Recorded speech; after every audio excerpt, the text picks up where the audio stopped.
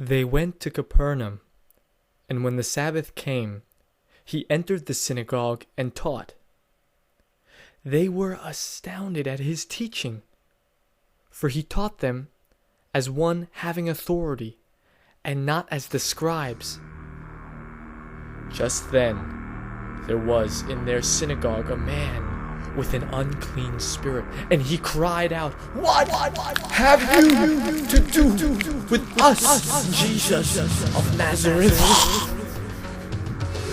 Have you come to destroy us? I know who you are, the Holy One of God."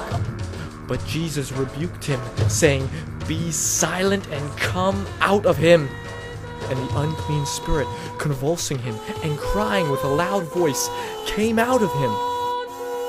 They were all amazed, and they kept on asking one another, "What is this? A new teaching? With authority.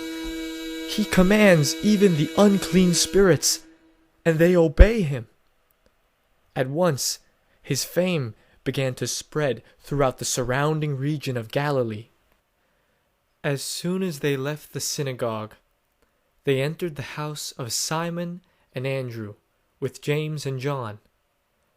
Now, Simon's mother-in-law was in bed with a fever, and they told him about her at once. He came and took her by the hand and lifted her up. Then the fever left her, and she began to serve them. That evening at sundown, they brought to him all who were sick or possessed with demons, and the whole city was gathered around the door. And he cured many who were sick with various diseases, and cast out many demons. And he would not permit the demons to speak, because they knew him.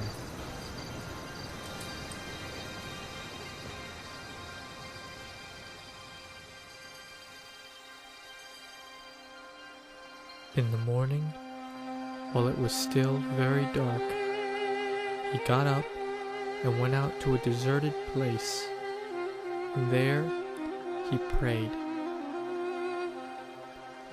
And Simon and his companions hunted for him. When they found him, they said to him, "Everyone is searching for you." He answered, "Let us go on to the neighboring towns, so that I may proclaim the message there also, for that is what I came out to do."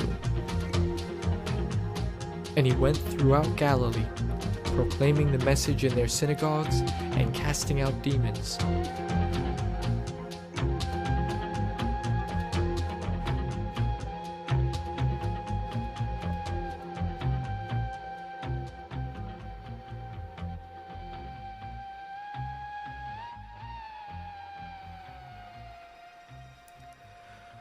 A leper came to him, begging him, and kneeling, he said to him, "If you choose, you can make me clean."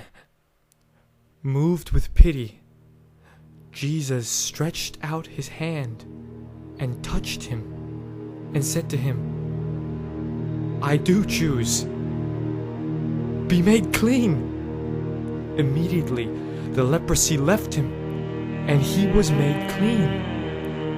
After sternly warning him, he sent him away at once, saying to him, "See that you say nothing to anyone, but go, show yourselves to the priest, and offer for your cleansing what Moses commanded, as a testimony to them." But he went out and began to proclaim it freely, and to spread the word, so that Jesus could no longer go into a town openly, but stayed out in the country, and people came to him from every quarter.